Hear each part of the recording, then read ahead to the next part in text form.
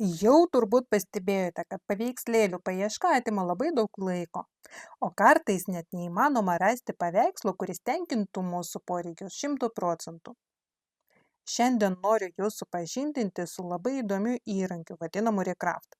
Tai programa, kuri naudoja dirbtinį intelektą, kad padėtų mums kurti įvairius paveikslėlius ir grafinius elementus. Šioje pamokoje aš jums parodysiu, kaip naudotis Recraft platformą, kokias funkcijas jis siūlo ir kaip ją galite panaudoti savo kasdienėje veikloje. Pasiruoškite, nes laukia daug naudingos informacijos. Taigi paleidžiame naršyklę, surenkame adresą recraft.ai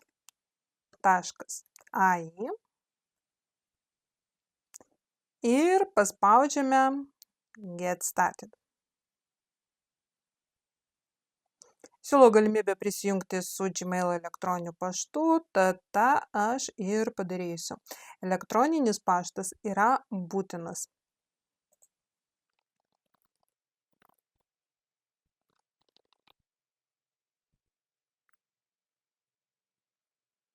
Taigi mūsų klausia, kokiais tikslais mes planuojame naudoti sistemą. Pasirinksiu asmeniniais tikslais. Kas aš esu. Jūs turbūt pasirinksite student. Kam man reikia šitos sistemos, ką aš su ją darysiu. Turbūt man va šito reikės, šito nereikės, va šito reikės ir spaudžiu next. Nu, tarkim taip, anksčiau aš naudojausi dirbtinio intelekto įrankiais panašiais. Iš kur išgirdau apie šią sistemą? Na, tarkim, iš socialinių tinklų. Pasirinksiu nemokamą planą. 10 000 paveikslų į mėnesį tikrai labai didelis skaičius ir mums jo pakaks. Čia mums rodo, ką galima nuveikti su šiuo įrankiu. Galima panaikinti foną, galima keisti paveikslo spalvas, galima didinti paveikslėlį ir didinant paveikslėlį nenukentės jo kokybė. Taip pat galima keisti tam tikrus elementus. Taip, išjungsiu šią juostą, surasiu kokią nors mažą paveikslėlį. Vaizdai, pasirinksiu, kad jisai būtų kuo mažesnis. Na, kokį nors šitą gal išsaugosiu, va, tik tai 256 ant 256 pikselių, tai tikrai labai mažas paveikslėlis. Išsaugosiu, nu, tarkim, desktope. Atidarysiu, priartinsiu, įsitikinsiu, kad kokybė priartinant paveikslėlį tikrai prastėja. Įkelsime šį paveikslėlį į Recraft įrankį. Na, yra toks mygtukas paveikslėlių įkelti. Jisai labai mažiukas, jį perkelsiu čia, galiu pažymėti viską, tiesiog va taip pat supilite viską pažymėjau ir delete klaviatūrą. Šį paveikslėlį man reikia padidinti, kad ir kokybė išliktų gera. Naudosime va šitą prieš paskutinį įrankį, paspaudžiu. Reikėtų palaukti, kadangi mes naudojamės nemokamą versiją, šiek tiek užtrunka paveikslėlių generavimas, taisymas ir taip toliau. Taigi, pas mane buvo dydis 256, dabar jau 1000 pikselių ant 1000 pikselių. Pabandysiu išsaugoti ir palyginti kokybę. Na, tarkim, kaip JPG paveikslėlį.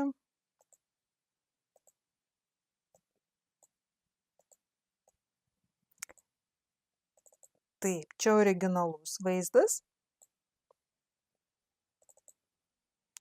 Čia padidintas vaizdas. Bandysiu priartinti šį paveikslėlį, tarkim, va šitas eglutes. Taigi skirtumas akivaizdus, su dirbtinio intelekto pakeistas paveikslėlis atrodo daug kokybiškiau. Taigi naudokitės. Taigi dabar pažiūrėsime, kaip pakeisti foną. Paspaudžiu ant paveikslėlio, delete klaviatūrą, tiesiog ištryniau. Dabar man reikalingas katinas.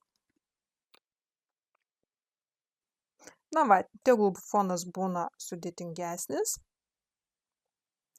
Išsaugosiu, vėlgi išsaugosiu darbalaukyje. Įkelsiu.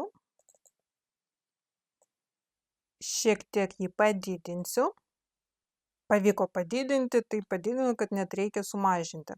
Turėjau 1000 pikselių, gavau 4 kartus daugiau ir kokybė visai gera. Netgi šiek tiek padidinsiu, kad tiesiog tilptų pas mane ekrane. Noriu, kad šitas nuostabus katinas dabar atsidurtų prie jūros. Man reikalingas įrankis Change Background.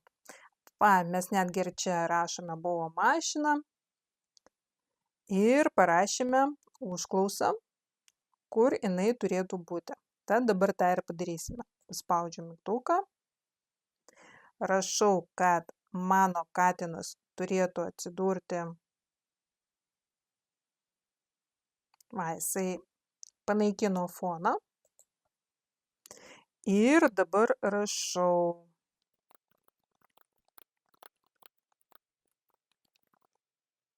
Paspaudžiu Change Background. Reikėtų palaukti.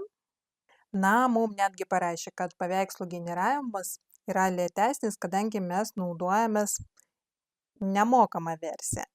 Tam, kad šitas užrašas dingtų, ant jo reikėtų tiesiog paspausti. Žiūrėkit, kokius gražius vaizdus aš gavau. Pati norėčiau ten atsidurti vietoj šio katino. Aišku, čia jis kažkaip netgi ir pakeitė mum kačiuką. Kažkoks jis netgi ir galbūt šiek tiek ir sustorėjęs ir gan netikroviškai atrodo, bet va šitame paveiksle tikrai labai gražiai viskas gavosi. Buvo taip, tapo štai taip. Netgi atkreipkite dėmesį, kad uodegą jisai pripiešė. Kaip dabar išsaugoti šį vaizdą? Export ir pasirenkate PNG ar JPEG. JPEG paveikslas užims šiek tiek mažiau vietos. Pavyzdžiui, jeigu aš parsisiųsiu JPEG formatu, tai paveikslas svers 3,5 MB. Jeigu aš dabar parsisiųsiu PNG formatu tokį paveikslą,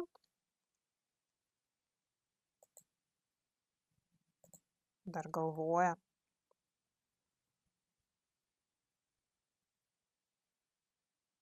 Tai jau bus 14 MB. Tai tikrai labai daug.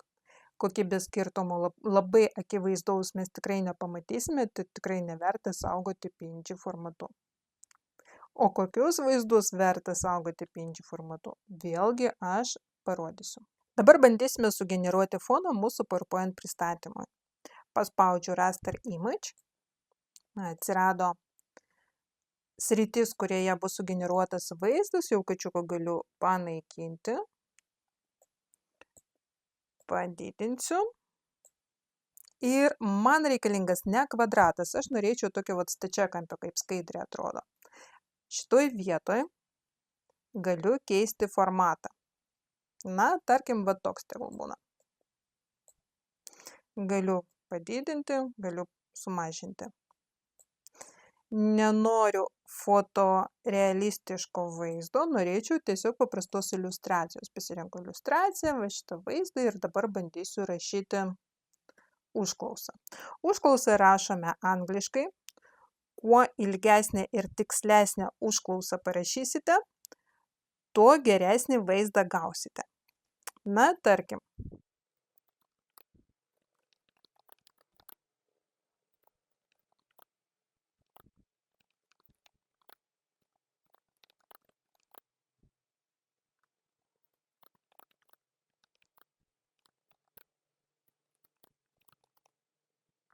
Akcentuoju, kad man reikia daug laisvos vietos, kad aš galėčiau skaidrėje parašyti tekstą, kad tai bus skaidrės fonas, ant kurio aš dar turėčiau parašyti tekstą, kad tiesiog nebūtų visas paveikslas užpildytas vaizdais. Man generuos 2 paveikslus. Šiam kartui paliksime Specify Details, tai kad jisai pavaizduotų visas nurodytas detalės. Pažiūrėsim, kaip jiems seksis. Taigi jis man sugeneravo. PowerPoint pristatymui šitas paveikslas man visiškai netiks, nes aš net neturiu kur parašyti tekstą, bet pats paveikslas labai gražus. Pažiūrim antrą variantą. Jau šitas variantas yra daug geresnis. Jau čia aš galiu ir parašyti įstaigos pavadinimą, tarkim, pristatymo pavadinimą. Aišku, Haris Poteris ne visai panašus į Harį Poterį. Dėl autorių teisių naudojimo tam tikri elementai negali būti atvaizduoti visai tiksliai. Bandysime keisti režimą, tegul būna primityvus paveikslas ir vėl spaudžiame Recraft. Šitas variantas šiek tiek nuobodesnis, primityvesnis, jau kaip vadinasi režimas, tokį paveikslą mes ir gavome. Šitas variantas paprastai skaidriai man visai patinka. Yra ir elementai papildomi traukiantis dėmesį ir vietą tekstui įrašyti, viskas kaip ir gerai. Galime dar pabandyti pakeisti kitą režimą nustatymus ir pažiūrėti, ką gausim. Šitas rezultatas man labai patinka. Tituliniai skaidriai tai yra superinis vaizdas. Pažiūrim, ką mes gavome čia, irgi visai įdomu. Norėčiau šį vaizdą šiek tiek pamodifikuoti, tai yra pakeisti. Mes turime va tokį įrankį, kaip matot, pažymėjus sritį, parašė, ko norėtų ir atsirado kepurė. Aš norėčiau padidinti va šitą sritį, modifierėje. Ne visada jisai gerai ir teisingai supranta, bet pabandykime. Aš norėčiau, kad visa šitas sritis būtų padidinta, priartinta. Bandom.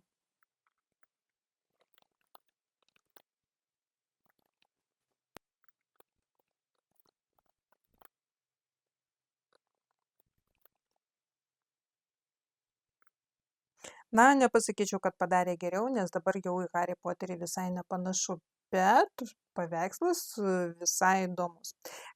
Grįšiu, jis dar vieną pasiūlė, irgi nieko gero, grįšiu prie šio ir pabandysiu performuluoti užklausą. I need more free space for text. Bandom. Nepasakysiu, kad gavau daug geriau, bandysiu gal koreguoti buvusią užklausą. Paspaudžiu čia delete, šito man nereikia. Norint grąžinti užklausą, kurią rašėte anksčiau, reikėtų paspausti ant laikroduko. Čia rašiau. Ir dar pakeisiu šitą režimą, ką įdomu gausiu.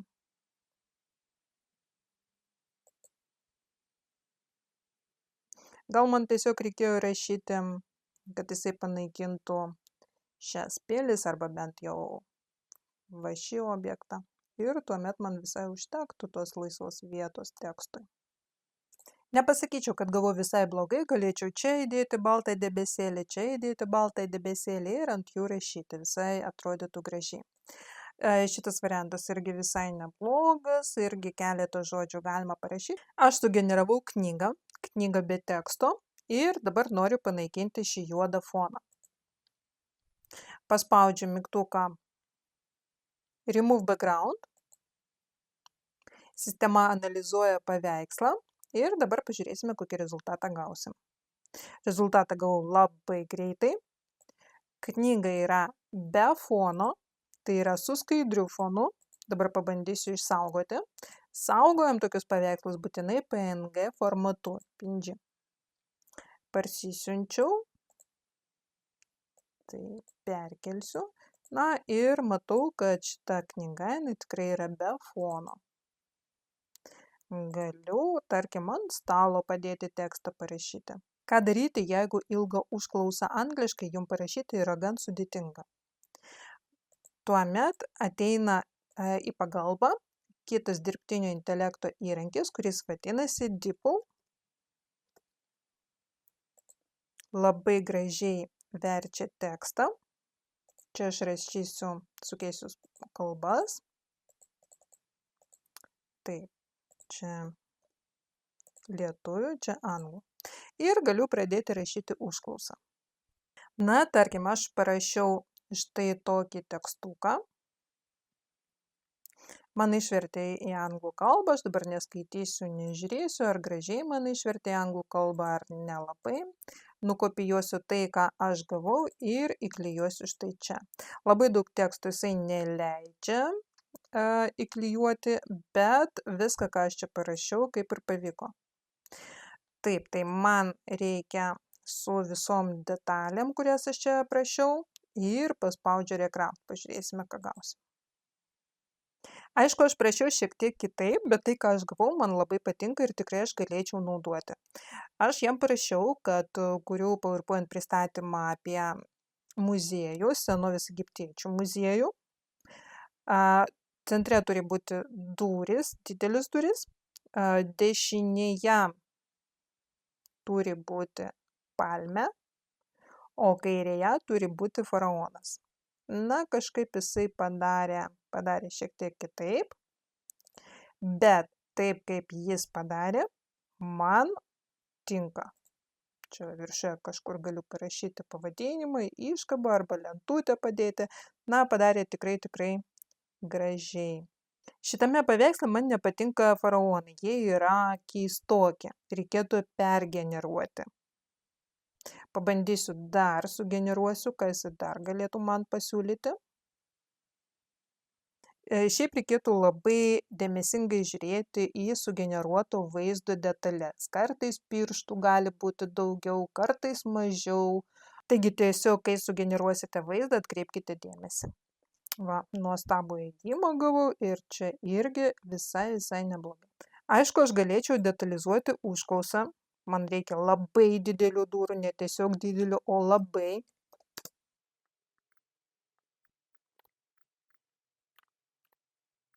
Vėlgi gavau visai įdomius vaizdus, kurių Google'as man tikrai nepasiūlytų. Generavau vaizdus pristatymo apie bado žaidynes. Tiesiog parodysiu keletą variantų, kuriuos man pavyko išgauti. Fonas tobulas, vėlgi PowerPoint pristatymui. Šitas apskritai labai geras. Taigi dirbtinio intelekto įrankis tikrai galėtų palengvinti šį darbą. Čia vėlgi dar vienas fonas Hariui Poteriui. O toliau bandžiau sugeneruoti atviruką mokslo metų pabaigai. Na va, kaip matote, apie ką aš ir sakiau, 3 pirštai 4 vietoj normalių rankų, ne visada pavyksta, bet šiaip gaunu labai gerus rezultatus. Siūlau naudoti šį įrankį pakvietimui sukurti, gimtadienio atvirukui sukurti. Na, ką tik tai sugalvosit ir kitiem dalykams irgi.